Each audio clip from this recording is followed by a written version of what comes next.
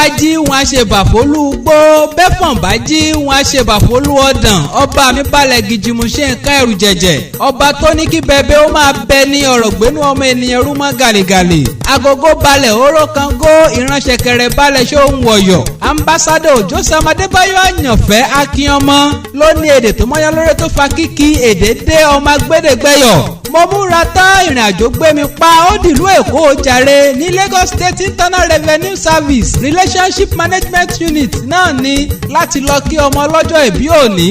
ìyáàfin Alimot Gbémisọ́lá Ọjọ́ra ìyá Adámilọ́lá ìyá Modúpẹ́ Olúwa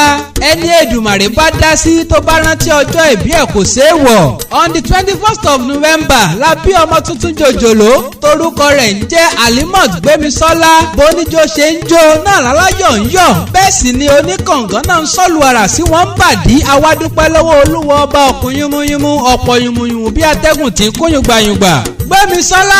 o ọpẹ́ la ó fò ní dú lọ́wọ́ Elédùmarè tó mú ọrọ́jọ́ òní láyọ̀ àtàlàáfíà nítorí ẹni ń bẹ láyé làwùsá ń kíní sànù ń kù ó sì ń lé ìwòsàn ó dẹni àkọlẹ̀bò ó dẹni ayé ń fẹ́ gbá fún lóúnjẹ ọ̀rọ̀ rẹ̀ tọ́pọ̀ ó jọpẹ́ lọ ṣèbí ọ̀pọ̀ òjò ló ti rọ̀ tílẹ̀ sì ti fà mu ọ̀rọ̀ ló ń fa mokómorò bọ̀. ọjọ́ ayẹyẹ lọ́jọ́ tá a bí ni èèyàn tó bá mọjọ́ ìbí rẹ̀ kó sàmì àsìkò ni nítorí pé ọ̀pọ̀ ènìyàn tó wá ṣẹ̀ṣẹ̀ àràmàǹdà láyé ń bí ní májèsí lẹ́ni bí ti garùn ríràwọ̀ wọn kígi ọdún tó rúwé ewúrẹ́ ayé wa ti wá méwé igi ọdún jẹ àwọn òsìkà sì fòfò ẹ̀mí ṣe wọ́n láì tásìkò. Alimot Gbémisọ́lá ó ti rúwé náà ò ní parẹ́ láṣẹ Èdùà ọmọ ọlọ́jọ́ ìbí òní Alimot Gbémisọ́lá ó yá bọ́sàgbó kákọ́lù ọ̀rà sí ọ́nbàdí kó sọwọ́ gẹ́ngẹ́ níwájú ijó ṣèbí bá a bá ń jó àóde tí aṣọ mú gẹ́ngẹ́ ní gbàrà tíjú ọ̀hún bá wọnú Akínyẹmí ara lọ ìkúùkù la fi ń jó ó yá afẹ́fẹ́ ọpẹ́ máa fẹ́ ilẹ́lẹ́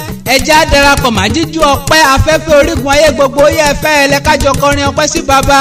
àtọ̀tún àtòsí ohun abẹ̀mí pátá ẹja dámúso ọmọ ọlọ́jọ́ ìbí òní ìyáàfin Alimot Gbémisọ́lá ìyá Dámilọ́lá ìyá Modúpẹ́ Olúwa the BOT member and secretary general of Praise and Preach God Evangelical Ministry Paracletos Revival Mission International òkú ayẹyẹ oríkádùn ọdún ní mélòó la ó kà nínú eyín àdìpèlé ṣé tinú àrùn ni àbí tòde ẹjọ́ àbí tèjìlélẹ́rìwé èrìgì tó forí múlẹ̀ la fẹ́ sọ ni nínú ìyáàfin Alimot Gbémisọ́lá èèyàn tó nífẹ̀ẹ́ Olúwa ni ó sì tún nífẹ̀ẹ́ ká ṣiṣẹ́ f'Olúwa èèyàn tó múṣẹ́ lọ́kùnkúndùn ni àní Gbémisọ́lá ṣe èèyàn púpọ̀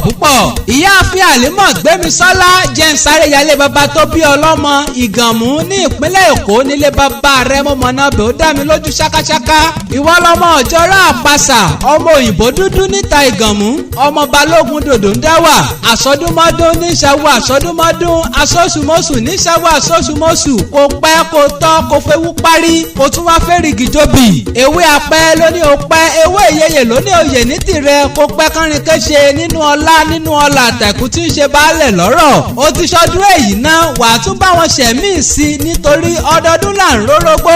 ọdọọdún là ń ráwùsá ọdọọdún là ń rọ́mọbì lórí àtẹ bọ́dún bá ti ń gorí ara wọn ká máa ríra wa igbá alẹ́ rẹ̀ ò ní fọ́ àwọn olè rẹ̀ ò ní ya pèrègèdè bí ọwọ́ aṣọ ò ní gbọ́mọgbìn bí èbúṣu wàá jèrè ọmọ wàá tún wá jẹun ọmọ láṣẹ Èdùà. Apostle Abraham lọ́fọlálẹ́kan láníyì ló ṣagbátẹrù orin ewì yìí ó gbàládùúrà fọmọ ọlọ́jọ́ ìbí òní pé àṣẹ àṣàmọ́dún ṣẹ̀ mí.